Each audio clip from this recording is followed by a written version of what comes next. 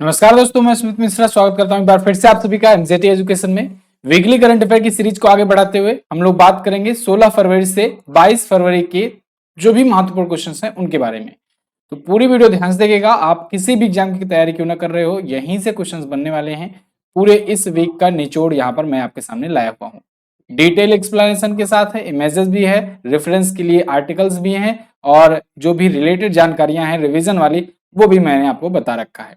वैसे आपको इस वीडियो की पीडीएफ फाइल और इसकी क्विज भी मिल जाएगी बिल्कुल फ्री ऑफ कॉस्ट, कोई चार्ज नहीं लगेगा। आपको MJT app Google play store से डाउनलोड करना है, एमजेटी ऐप पर जाना है और वहां पर आपको फ्री क्विज और पीडीएफ फाइल मिल जाएगी। तो आप जाकर के किसी भी महीने का, किसी भी सप्ताह का या किसी भी दिन का वीडियो, पीडीएफ फाइल, क्विज वगैरह सब पा सकते हो बिल्कुल फ्री में। ठीक है। और टेलीग्राम ग्रुप भी ज्वाइन कर लेना, वहां पर भी मैं भेज देता हूं, तो आप वहां से भी प्राप्त कर सकते हो। पिछले वीडियोस के पीडीएफ फाइल और वगैरह चीजें मिल जाएंगी यहाँ पर। एमजेटी एजुकेशन जाकर के टेलीग्राम पर आपको सर्च करना है।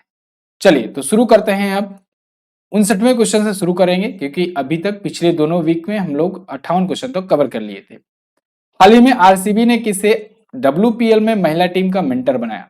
देखो अब डब्ल्यूपीएल शुरू की गई है। डब्ल्यूपीएल बोले तो विमेन्स प्रीमियर लीग, जैसे आईपीएल होता था ना, इंडियन प्रीमियर लीग, वो पुरुष खिलाड़ियों के लिए था। अब महिला क्रिकेटर्स के लिए डब्ल्यूपीएल शुरू किया गया और इसमें भी खिलाड़ियों का ऑक्शन हुआ। और इसमें मैंने आपको बताया था कि स्मृति मंधाना जो है सबसे ज्यादा महंगी खिलाड़ी ये बनकर के उभरी हैं और इनको आरसीबी ने ही खरीदा है। ठीक है। और आरसीबी ने ही अभी महिला टीम का अपने मेंटर बनाया है। किसे? सानिया मिर्जा को। सानिया मिर्जा आपको पता है ये टेनिस की खिलाड़ी हैं, टेनिस की बहुत ही फेमस खिलाड़ी हैं, लेकिन अभी हाल ही में इन्होंने रिटायरमेंट लिया है, संन्यास की घोषणा करी हुई है।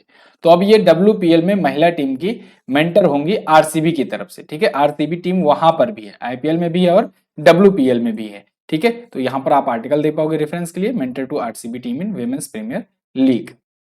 तो स्मृति मंधाना सबसे महंगे दाम 3.4 करोड़ में खरीदी गई हैं। और ये आप याद रखेंगे, पुरुष में पूछा जाएगा तो सैम करन सबसे महंगे खिलाड़ी बने हैं, सैम करन। ठीक है। 18.5 करोड़ में उनको खरीदा है पंजाब किंग्स ने खरीदा है उनको। ठीक है।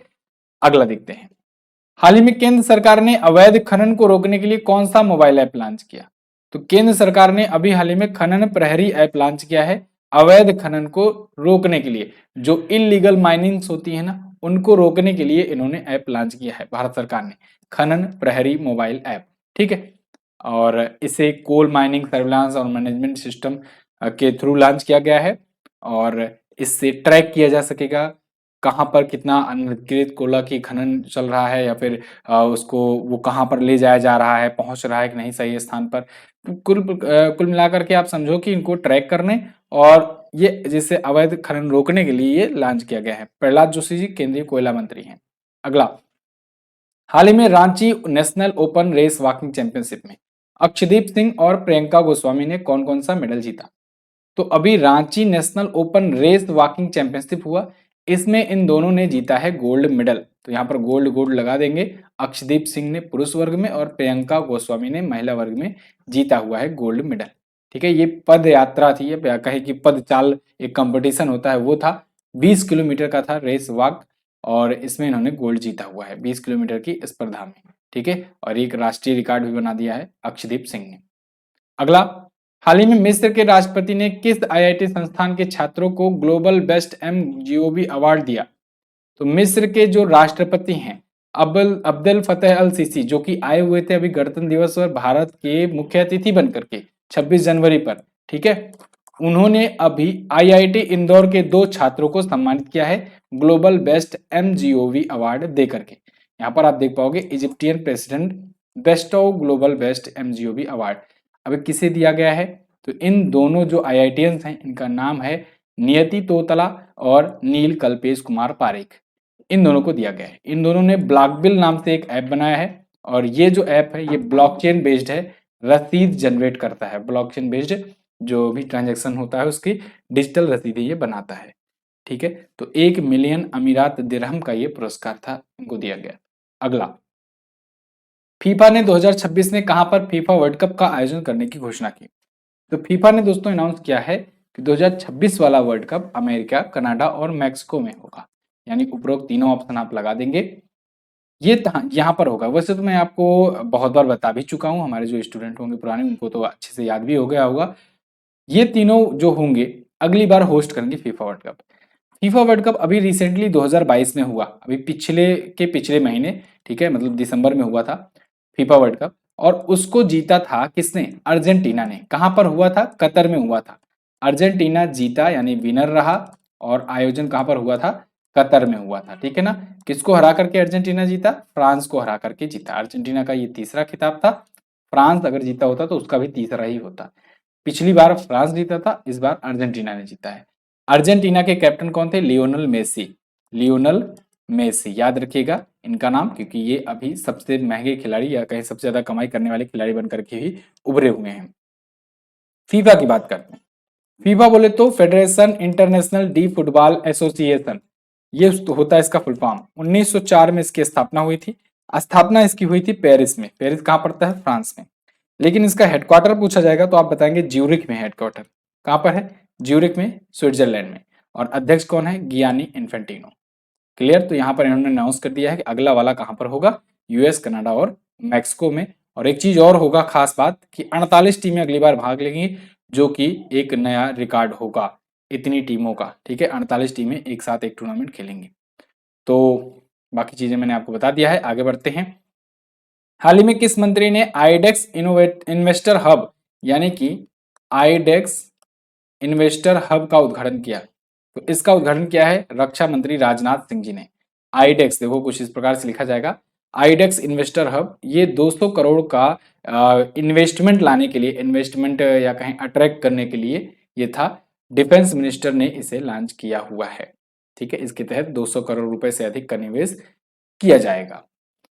डिफेंस इंडिया स्टार्टअप चैलेंजेस के माध्यम से भारत सरकार का लक्ष्य है कि भारत जो है वो डिफेंस सेक्टर में नए नए स्टार्टअप को इनवाइट करे, लेकिन खास करके वो स्टार्टअप हो भारतीय, जिससे आत्मनिर्भरता को भी बढ़ावा मिले, ठीक है। अगला, हाल ही में किस बैंक के चीफ डेविड मलपास ने इस्तीफा दिया? तो डेविड मलपास दोस्तों ये वर्ल्ड बैंक के थे हेड, और इन्होंने 1 साल पहले ही, अपना कार्यकाल पूरा होने के 1 साल पहले ही दे दिया है इस्तीफा। वर्ल्ड बैंक तो आप जानते हो बहुत बड़ी संस्था है, तो इसके जो चीफ हैं ये इस्तीफा दिए हैं, तो क्वेश्चन तो बनेगा ही बनेगा। डेविड मलपास थे, ये स्टेप डाउन अर्ली कर लिए, यानी कि 1 साल पहले ही अपना ये इस्तीफा सौंप दिए हैं। वर्ल्ड बैंक की स्थापना 1944 में हुई थी, वाशिंगटन डीसी में इसका हेडक्वार्टर है, ठीक है। आगे, अंतरराष्ट्रीय ऊर्जा एजेंसी द्वारा जारी अनुमान के अनुसार एशिया कब तक विश्व की आधी बिजली खपत कर लेगा? तो इंटरनेशनल एनर्जी एजेंसी जो आईईए नाम की एक संस्था है, उसने एक रिपोर्ट जारी की है और इसने बताया है कि वर्ष 2025 तक ना एशिया जो है ये विश्व की आधी बिजली की खपत अकेले करेगा। मतलब 5 कॉन्टिनेंट हैं और इसमें एशिया कॉन्टिनेंट जो है ना वो दुनिया भर का बाकी का जितना होगा उतना अकेले कर लेगा खर्च, ठीक है, 2025 तक में ही। यहाँ पर देखिए ये रिपोर्ट हुआ है और इस रिपोर्ट में और भी चीजें खुलासा की गई हैं। जैसे इसमें यह बताया गया है कि बिजली खर्च करने के मामले में चाइना सबसे ऊपर है। चाइना अकेले 33% बिजली खर्च करता है एशिया, जो कि अमेरिका, यूरोप, भारत इन सब से ज्यादा है। क्लियर? आगे देखते हैं। हाल ही में राष्ट्रपति द्रौपदी मुर्मू ने कहां पर दूसरी भारतीय चावल कांग्रेस का उद्घाटन किया? तो द्रौपदी मुर्मू जी ने कटक में, कटक जो कि पड़ता है उड़ीसा में, वहां पर भारतीय चावल कांग्रेस का उद्घाटन किया, जिसका ये दूसरा संस्करण था। भारतीय चावल कांग्रेस एक समारोह था और प्रेसिडेंट द्रौपदी मुर्मू जी ने वहां जाकर के इसका उद्घाटन किया है, विद्याधरपुर, कटक, उड़ीसा में। का चावल के बारे में विटामिन क्या पाए जाते हैं, इसका महत्व क्या है, कैसे खाद्य पदार्थ के रूप में ये लोग यूज करते हैं, उनमें कैसे पोषक तत्वों को, मतलब इससे क्या पोषक तत्व प्राप्त किए जा सकते हैं, क्या अच्छी क्वालिटी होगा, ये सब चीजें के लिए ये था। फिलहाल राष्ट्रीय चावल अनुसंधान केंद्र ये कटक में ही है और अंतरराष्ट्रीय चावल अनुसंधान केंद्र की बात की जाए तो ये मनीला, फिलीपींस में है। वैसे फिलीपींस ही जो है ये तो अंतरराष्ट्रीय चावल अनुसंधान केंद्र या कहें कि इंटरनेशनल राइस रिसर्च इंस्टीट्यूट है ही। साथ ही साथ ये गोल्डन राइस को मंजूरी देने वाला भी पहला देश बना था। गोल्डन राइस को मंजूरी देने वाला भी पहला देश फिलीपींस ही है, ये भी याद रखेंगे आप। अगला, आईक्यू एयर द्वारा जारी एयर ट्रैकिंग इंडेक्स के अनुसार दुनिया का दूसरा प्रदूषित शहर कौन बना? तो दुनिया का दूसरा प्रदूषित शहर है मुंबई। मुंबई ने दिल्ली को पीछे छोड़ दिया है प्रदूषण के मामले में। मुंबई अब सबसे प्रदूषित शहर है भारत का और दुनिया में दूसरा है। दुनिया में सबसे प्रदूषित शहर आज के टाइम पर है लाहौर। ठीक है, यहां पर आप आर्टिकल ले पाओगे द इंडियन एक्सप्रेस का, Mumbai second most polluted city in the world. ये IQ एयर की रिपोर्ट के अनुसार है। दुनिया के सबसे 3 प्रदूषित शहर में लाहौर है, दूसरे पे मुंबई है, तीसरे पे है अफगानिस्तान का काबुल। ठीक है, और वहीं जो दिल्ली है वो बहुत अच्छा प्रदर्शन किया, टॉप 10 के बाहर हो गया लिस्ट से, पहले भारत में टॉप पर हुआ करता था। आगे, भारत की स्वदेशी ब्लैक बॉक्स को DGCA की मंजूरी मिली है। इसे किस कंपनी ने बनाया है? देखो ब्लैक बॉक्स क्या होता है, इसको बहुत अच्छे से आपको डेली करंट अफेयर में बताया ही गया था। फिर से मोटा मोटा मैं आपको बता दे रहा हूं। जब भी कोई जो प्लेन होता है, वायुयान होता है ना, या फाइटर जेट होता है, जब भी कोई क्रैश होता है तो ब्लैक बॉक्स ढूंढा जाता है ना, ढूंढा जाता है ना, सुने हो ना कि ब्लैक बॉक्स नहीं मिल रहा है। तो वो ब्लैक बॉक्स एक्चुअली में एक ऐसा बॉक्स होता है, एक ऐसा बॉक्स, एक बक्सा होता है जिसके अंदर एक डिवाइस रखी गई थी, और वो डिवाइस जो होती है बेसिकली रिकॉर्डिंग डिवाइस होती है। वो रिकॉर्डिंग डिवाइस सारा डेटा, सारा सब कुछ, पायलट की बातें और जो एनालिसिस रिपोर्ट वहां की चीजें हैं उसको रिकॉर्ड करती रहती है।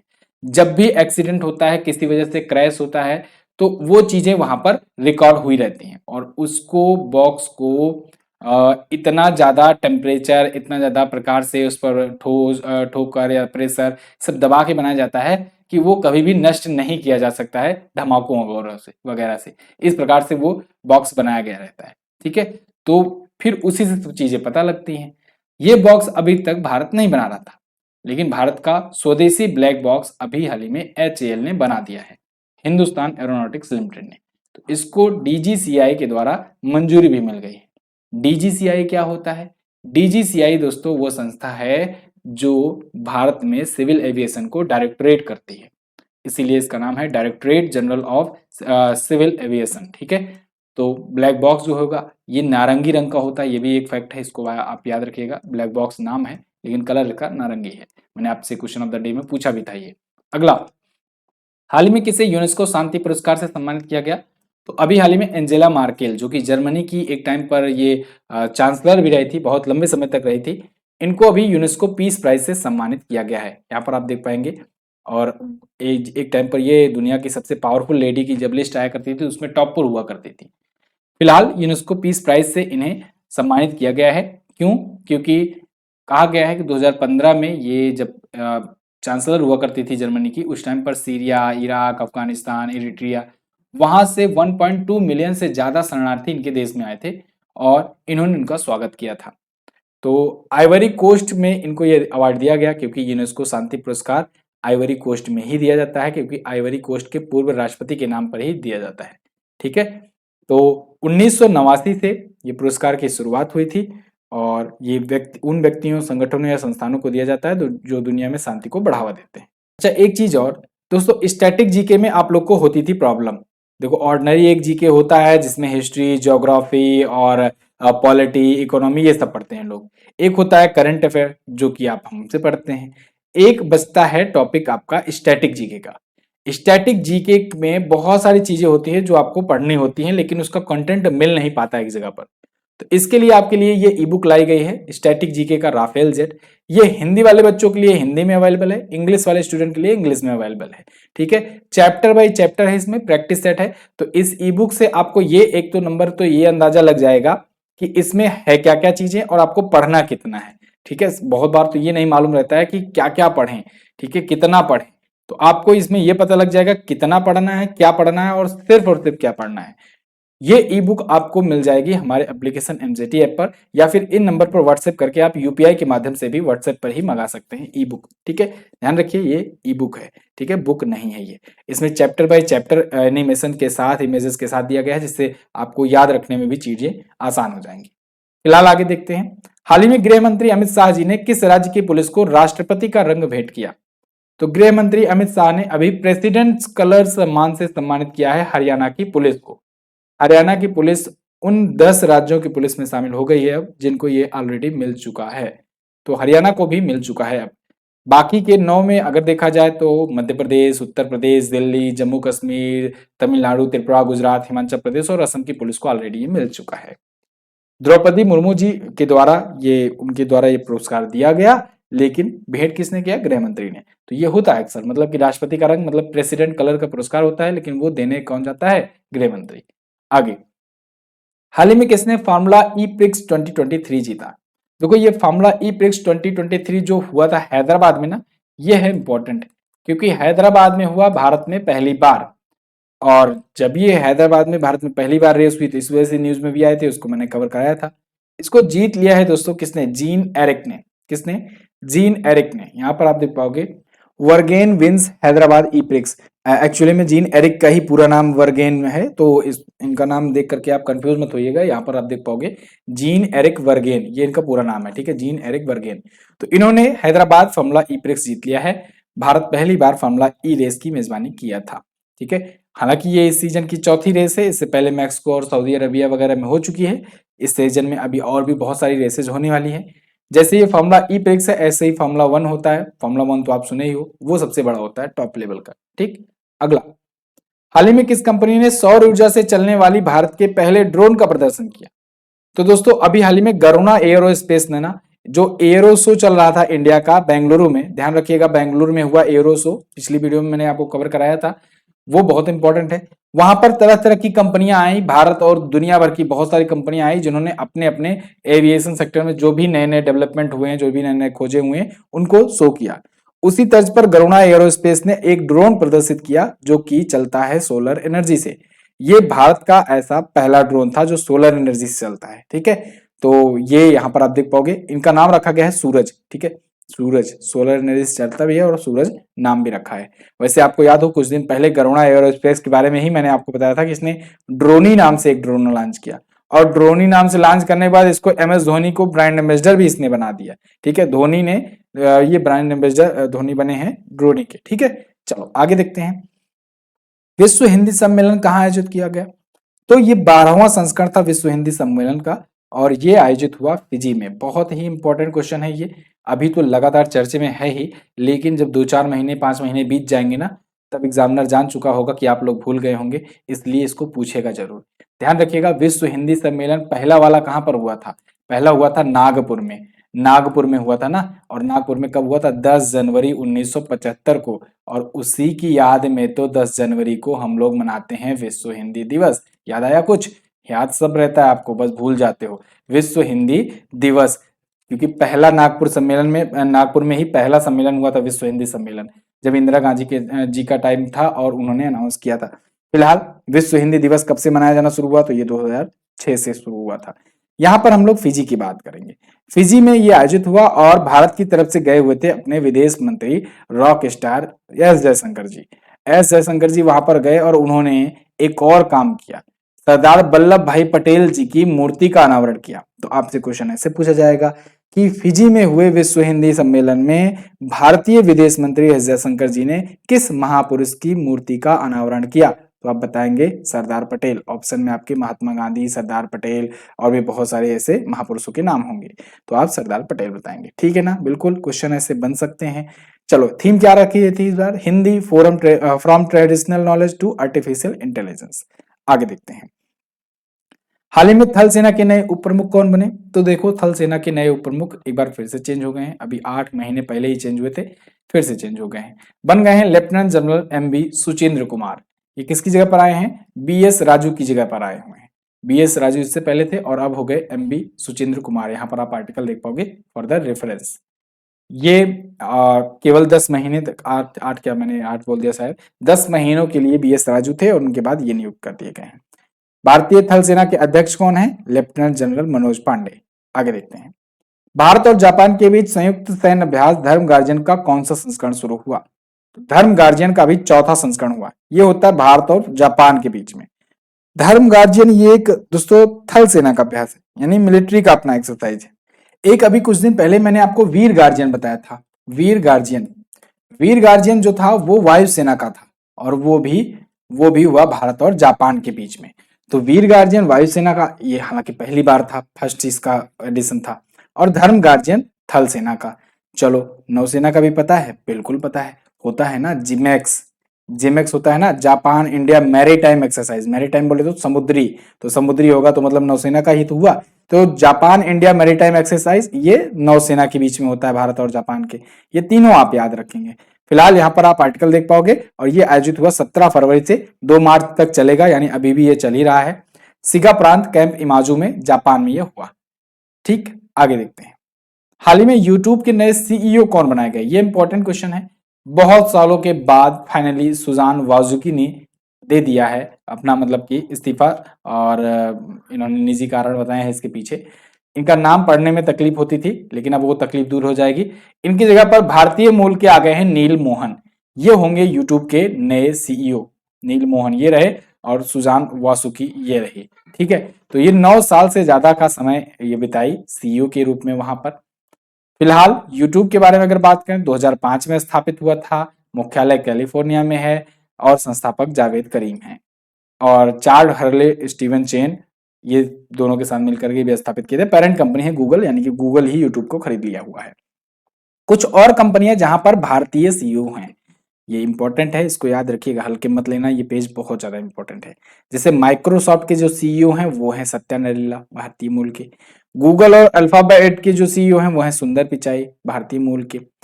एडोबी के जो सीईओ हैं शांतनु नारायण, ये भी हैं भारतीय मूल के। आईबीएम के सीईओ अरविंद कृष्णा, भारतीय मूल के। और यूट्यूब के सीईओ अब भारतीय मूल के नील मोहन। एक बीच में आए थे पराग अग्रवाल ट्विटर के सीईओ बनकर, लेकिन एलन मस्क आ गए और उनको हटा दिए। आगे बढ़ते हैं। हाल ही में किस राज्य में झींगा मेला शुरू हुआ? तो झींगा मेला दोस्तों अभी पंजाब में आयोजित हुआ है। पंजाब जो है ये झींगा मछलियों के प्रोडक्शन या कहें उसकी खेती को लेकर के बहुत ज्यादा अवेयर हो रहा है और वहां को उसको बढ़ावा दे रहा है। तो इसको लेकर के वहां पर अवेयरनेस फैलाने के लिए या प्रमोट करने के लिए झींगा फेयर एक आयोजित किया गया है। कब? 17 फरवरी को मुक्तसर जिले के एनाखेड़ा गांव में। 2016-17 से ही पंजाब सरकार लगी हुई है वहां के किसानों को झींगा की खेती करने के लिए प्रमोट करने के लिए, ठीक है, प्रोत्साहित करने के लिए। भारत आज के टाइम पर झींगा का सबसे बड़ा उत्पादक देश है। झींगा एक मछली का टाइप होता है, ठीक है, जो लोग सबसे ज्यादा यूज करते हैं खाने में। गुलाबी क्रांति का संबंध प्याज और झींगा मछली से है। तो प्याज का भी अगर पूछा जाए तब भी गुलाबी क्रांति कहते हैं, झींगा मछली का उत्पादन भी गुलाबी क्रांति कहलाता है। अगला पंजाब। पंजाब के बारे में थोड़ा सा ऐसे देख लो। वैसे मैंने राज्यों का गठन कैसे कैसे कब कब हुआ है इसको बता रखा है एक वीडियो बना करके प्रॉपर तरीके से। जिन लोगों ने नहीं देखा है वीडियो जरूर देखिएगा, बहुत अच्छी वीडियो है। और यहाँ पर आप पंजाब के बारे में जान लिए हो। तो अब आगे बढ़ते हैं। किस केंद्रीय मंत्री ने, देखो वीकली में और मंथली में मैं क्यों नहीं बताता हूँ, क्योंकि वीकली मंथली में अगर मैं राज्यों के बारे में बताने लगूंगा ना तो वीडियो बहुत ज्यादा लंबी चली जाएगी और उसका कोई फायदा नहीं होगा। डेली करंट अफेयर में आओ तो आपको भर भर की नॉलेज दी जाती है। 10 क्वेश्चन को 22 से 25 मिनट में एक्सप्लेन करके बताया जाता है, ठीक है। तो आप आओ कभी डेली करंट अफेयर देखो। जो लोग वीकली और मंथली देखते हैं केवल उनके लिए मैं बात कर रहा हूँ। केंद्रीय मंत्री ने फिजी में सरदार पटेल की प्रतिमा का अनावरण किया। अभी मैंने आपको बताया एस जयशंकर साहब ने सरदार पटेल की प्रतिमा का अनावरण किया। फिजी में गए हुए थे वहां पर विश्व हिंदी सम्मेलन के अवसर पर। तो वहां की राजधानी सुवा में जहां पर यह आयोजित हुआ 17 फरवरी को इन्होंने किया है। अगला, हाल ही में किस मंत्रालय ने M passport police app launch किया? M passport police app launch किया है दोस्तों अभी विदेश मंत्रालय ने। विदेश मंत्रालय ने जो पासपोर्ट बनाने में दिक्कत तकलीफ आया करती थी पुलिस वेरिफिकेशन में, सबसे ज्यादा टाइम इसी में लगता था, 15 दिन से ज्यादा लग जाया करता था। तो वो पुलिस वेरिफिकेशन और पूरा कंप्लीट प्रोसेस सिर्फ और सिर्फ 5 दिनों में हो सकेगा इस एप्लीकेशन के जरिए। एम पासपोर्ट पुलिस ऐप के जरिए पुलिस वेरिफिकेशन बहुत ही फटाफट हो जाएगा और आप लोग अगर पासपोर्ट बनवाना चाहते हैं तो मात्र 5 दिनों में बनवा सकते हैं, ठीक है। आगे देखते हैं। भारतीय वायुसेना ने जैमर प्रूफ संचार के लिए कौन सा प्लेटफॉर्म विकसित किया? तो भारतीय वायुसेना ने अभी वायुलिंक नाम से एक प्लेटफॉर्म विकसित किया है जो जैमर प्रूफ संचार करने का दावा करता है। जैमर प्रूफ, जैमर क्या होता है? जैमर होता है एक ऐसा डिवाइस जो इलेक्ट्रोमैग्नेटिक सिग्नल्स को, आसपास के इलेक्ट्रोमैग्नेटिक सिग्नल्स को जैम कर देता है, जिससे कम्युनिकेशन बाधित हो जाता है। तो यहां पर इंडियन एयरफोर्स ने एक ऐसा सिस्टम डेवलप कर लिया है वायुलिंक नाम से, जिससे जो जैमर होगा उसको ये पास कर देगा, यानी जैमर को ये ब्लॉक कर देगा, ठीक है। तो अब इससे फायदा क्या होगा? देखो होता बहुत चीज है। इंडियन एयरफोर्स में जो जहाजें उड़ रही हैं या जो फाइटर प्लेन्स उड़ रहे हैं, तो देखो उसमें क्या होता है, कभी कभी जब जैमर कोई लगा दिया, मान लो सिग्नल लॉस हो गया, तो ऐसे में कम्युनिकेशन टूट जाता है बेस स्टेशन से और वो वायुयान जो है वो क्रैश हो सकता है, ठीक है। अपने जो बिपिन रावत जी गए सीडीएस थे उनके साथ ऐसे ही हुआ था, उनके हेलीकॉप्टर के साथ कम्युनिकेशन टूट गया था। ठीक है, अब चाहे कोई जैमर लगाया हो, चाहे मौसम ही था, जो भी था वो लोग तो बताएंगे नहीं खुल करके कि क्या हुआ मामला, क्योंकि भाई बहुत सारा कम सेंटिमेंट जुड़ा होता है पब्लिक का। फिलहाल यहाँ पर जो चीजें हुई, अब ये इंडियन एयरफोर्स ने बना लिया है वायुलिंक अपना, तो अब कोई दिक्कत है नहीं। अब वायुलिंक के सहारे बेस स्टेशन से हमेशा अनइंटरप्टेड कम्युनिकेशन बना रहेगा। ये खराब मौसम से भी निपटेगा और जैमर जो होगा उससे भी निपट लेगा। आगे देखते हैं, किस कंपनी ने पेशेवर रचनाकारों के लिए सफायर रैपिड्स प्रोसेसर लॉन्च किया?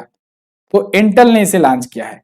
ये पेशेवर रचनाकारों के लिए है, जो जो डिजाइनर्स होते हैं, जो आर्टिस्ट होते हैं, जो आर्किटेक्चर बनाते हैं, वो सब होते हैं, उनके लिए ये प्रोसेसर होगा, सफायर रैपिड्स नाम से प्रोसेसर। इंटेल ने इसे लॉन्च किया हुआ है। यहाँ पर आप बिजनेस स्टैंडर्ड का आर्टिकल देख पाओगे, Intel launches new Xeon workstation processor for professional creators. तो ये नाम दिया गया है जियोन W3400 और जियोन W2400, लेकिन इसका कोड नाम है सफायर रैपिड्स। इंटेल की स्थापना दोस्तों 1968 में हुई थी। सबसे पहला प्रोसेसर इसी ने ही बनाया था। ठीक है, 1968 में। कैलिफोर्निया में इसका हेडक्वार्टर है और ओमर इसराक इसके अध्यक्ष हैं, सीईओ हैं पैट गिलसिंगर। अगला, हाल ही में किसने रणजी ट्रॉफी का खिताब जीता? तो रणजी ट्रॉफी जीत लिया है दोस्तों सौराष्ट्र ने। सौराष्ट्र की टीम ने दूसरी बार ये खिताब जीता है। सौराष्ट्र ने पश्चिम बंगाल की टीम को, या कहें बंगाल की टीम को हरा करके ये खिताब जीता हुआ है, रणजी ट्रॉफी। ठीक है, रणजी ट्रॉफी भारत का घरेलू टूर्नामेंट है और सबसे बड़ा टूर्नामेंट माना जाता है घरेलू में। सबसे पुराना भी माना जाता है ऑफकोर्स, क्योंकि 1934-35 में इसकी स्थापना हुई थी। मध्य प्रदेश ने पिछला वाला जीता था संस्करण, इस बार सौराष्ट्र ने जीता है। Player of the match Sahdev Unadkat चुने गए हैं। ठीक है, अच्छा, पिछली बार इसने जीता था 2018-19 में, और अब की बार इसका दूसरा खिताब था। रणजी ट्रॉफी अगर पूछा जाए किसके नाम पर रखा गया, तो एक थे क्रिकेटर रंजीत सिंह जी, जो कि भारत में घरेलू टूर्नामेंट में सबसे पहले कैप्टन थे, तो उन्हें रणजी भी कहा जाता था प्यार से, और इसी वजह से उन्हीं के नाम पर रणजी ट्रॉफी शुरू किया गया। ठीक, आगे देखते हैं, यूनिसेफ इंडिया का ब्रांड एम्बेसडर किसे बनाया गया? तो यूनिसेफ इंडिया के ब्रांड एम्बेसडर बनाए गए दोस्तों आयुष्मान खुराना। आयुष्मान खुराना एक एक्टर हैं, आप जानते हैं इनको। तो इनको भारत में जो चिल्ड्रंस हैं, चिल्ड्रंस के अधिकार हैं, उनकी आवाज बुलंद करने के लिए बनाया गया है ब्रांड एम्बेसडर। तो बच्चों के खिलाफ हिंसा रोकने के लिए ये ऑलरेडी रह ही चुके थे, 2020 में इनको बनाया ही गया था, और अभी इनको बच्चों के अधिकारों को, आवाज को उठाने के लिए एक बार फिर से बनाया गया है यूनेस्को का। यूनिसेफ के बारे में अगर बात करें तो United Nations International Children's Emergency Fund, इसका होता है फुल फॉर्म। ठीक है, अगला, उज्बेकिस्तान के बीच कहां पर अभ्यास दस्तलीक हुआ? भारत और उज्बेकिस्तान के बीच में, तो ये हुआ उत्तराखंड में। उत्तराखंड के पिथौरागढ़ में ये आयोजित हुआ है, दस्तलीक नाम से अभ्यास। ठीक है, यहाँ पर आप देख पाओगे आर्टिकल है, ये चौथा था ज्वाइंट मिलिट्री एक्सरसाइज भारत और उज्बेकिस्तान के बीच में। 21 फरवरी से शुरू हुआ है, 5 मार्च तक चल रहा है। ये भारत की तरफ से 14वीं बटालियन गढ़वाल राइफल्स गई है हिस्सा लेने। अगला, हाल ही में भारतीय मूल के किस इंजीनियर ने national geographic picture of the year का अवार्ड जीता? ये अवार्ड जीत लिया है दोस्तों किसने? कार्तिक सुब्रमण्यम ने। ये भारतीय मूल के इंजीनियर हैं और इन्होंने एक तस्वीर खींची थी, ये फोटो खींची थी, और इस फोटो को डांस ऑफ द ईगल लिखा था शायद, हाँ, डांसेस ऑफ द ईगल ये टाइटल दिया था, और इसी टाइटल के साथ इन्होंने एक्सप्लेन किया इस फोटो को, और ये अवार्ड जीत ले गए पिक्चर्स ऑफ द ईयर का। नेशनल जियोग्राफिक्स का ये अवार्ड है पिक्चर ऑफ द ईयर, जिसके तहत ये जीत चुके हैं अवार्ड। ठीक है, और फोटो ऑफ द ईयर भी वही पिक्चर ऑफ द ईयर या फोटो ऑफ द ईयर जो भी कहो, इनको मिला है, कार्तिक सुब्रमण्यम को। अगला, नीति आयोग के चौथे सीईओ कौन बने? तो नीति आयोग के दोस्तों नए सीईओ बन गए हैं BBR सुब्रमण्यम।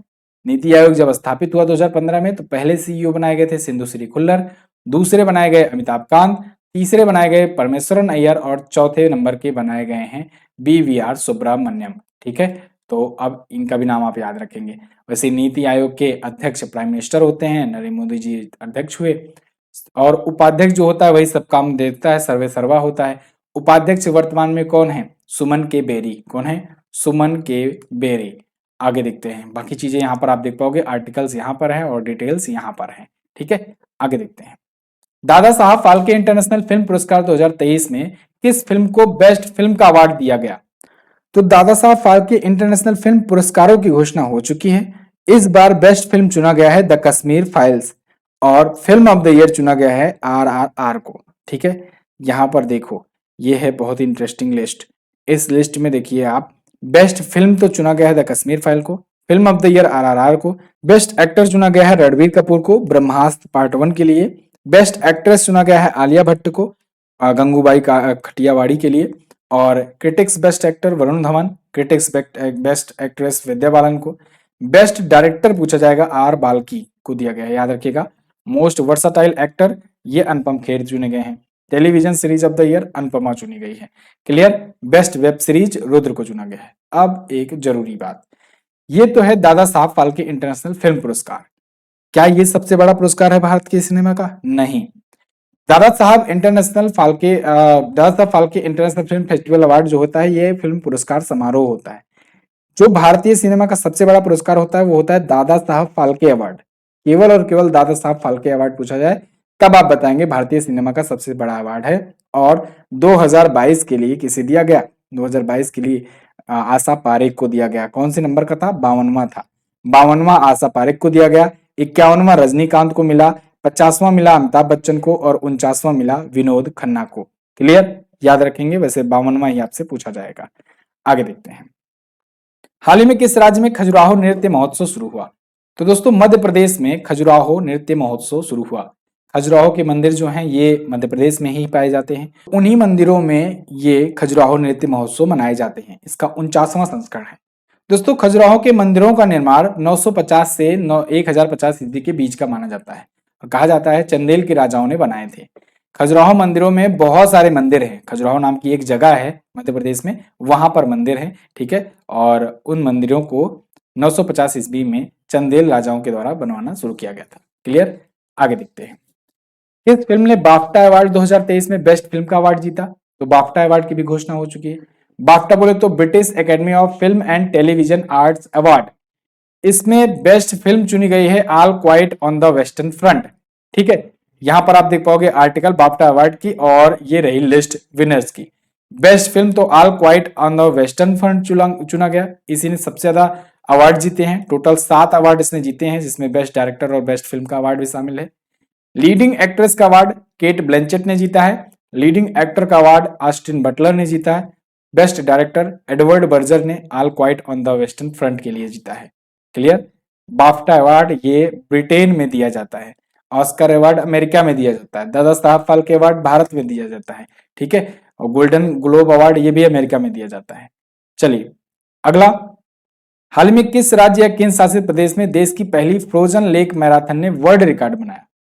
तो ये लद्दाख में आयोजित हुई देश की पहली फ्रोजन लेक मैराथन थी और दुनिया के सबसे ऊंचाई पर स्थित ये फ्रोजन लेक मैराथन की वजह से वर्ल्ड रिकॉर्ड बना हुआ है। यहां पर आप देख पाओगे पेंगोंग त्सो लेक, जहां पर यह आयोजित हुआ, Ladakh register as a world record frozen lake marathon in the Guinness book. तो Guinness book of world record बन गया है। इसकी थीम रखी गई थी द लास्ट रन। वैसे 20 फरवरी को यह रेस आयोजित हुई थी वाइब्रेंट विलेज प्रोग्राम के तहत और इसने नया रिकॉर्ड बना दिया है। क्लियर। अगला, हाल ही में किस राज्य के पूर्व राज्यपाल ओपी कोहली का निधन हो गया? तो ओपी कोहली ये थे दोस्तों गुजरात के पूर्व राज्यपाल और बीजेपी लीडर थे और इनका निधन हो गया है। ओपी कोहली जब ये राज्यपाल थे दोस्तों, तो उस टाइम पर ऐसा एक दौर आया जब इनको मध्य प्रदेश और गोवा का भी थोड़े समय के लिए संभालना पड़ा था चार्ज। तो एक बार देखा जाए तो एक प्रकार से मध्य प्रदेश और गोवा के भी राज्यपाल हुए। गुजरात के फिलहाल ये परमानेंट थे। ये 2014 से 2019 तक रहे, 19वें नंबर के राज्यपाल थे और दिल्ली में भाजपा के पूर्व अध्यक्ष रह चुके हैं। प्रमुख शिक्षाविद थे, एपीबीपी के पूर्व अध्यक्ष भी रह चुके थे। फिलहाल इनका निधन हो चुका है और यहां पर मैं वीडियो को करता हूं समाप्त। लेकिन एक चीज और जरूरी है, अगर आपका सीएचएसएल आप एग्जाम लगा हुआ है और आप चाहते हो सीएचएसएल में जीएस सेक्शन अच्छे से बढ़िया से तैयार कर लें, तो आपको ये बैच जरूर एक बार देखना चाहिए, जिसमें आपको टॉपिक वाइज करंट अफेयर मिलेगा। ठीक है, जीएस के लिए पूरा पूरा हिस्ट्री, पॉलिटी, ज्योग्राफी, इकोनॉमी मिलेगा, फिजिक्स, केमिस्ट्री, बायोलॉजी मिलेगा। 20 मॉक टेस्ट दिए जा रहे हैं और प्रीवियस ईयर के सेट दिए जा रहे हैं। इसके अलावा हर एक मंथ की ई बुक आपको हिंदी और इंग्लिश दोनों में दी जा रही है। तो अगर आप सीएचएसएल या एमटीएस को टारगेट कर रहे हो, सीएचएसएल में तो समय कम बचा हुआ है, लेकिन फिर भी अगर आपका एग्जाम आता है और लेट में थोड़ा एग्जाम है, तब भी आप ले सकते हो, जीएस तैयार कर सकते हो। और अगर आपको केवल जीएस पढ़ना है तब भी अच्छा मौका है।